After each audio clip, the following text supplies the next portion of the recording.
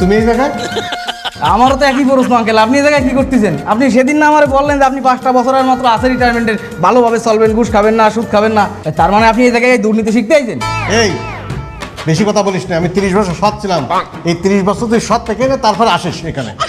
আচ্ছা তাই বলে এই বয়সে আপনার সাথে দুর্নীতিটা যায় বাবা? এই যাবে না কেন?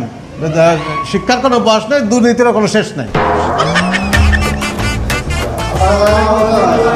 ওয়ালাইকুম আসসালাম।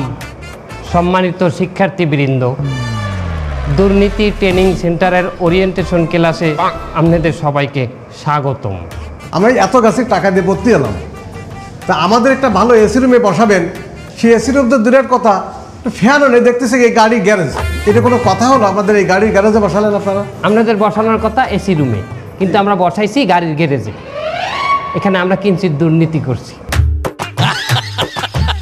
দুর্নীতি ট্রেনিং সেন্টারে আমরা নিজেরাই যদি দুর্নীতিবাজ না হই, আমাকে বিশ্বাস করবেন?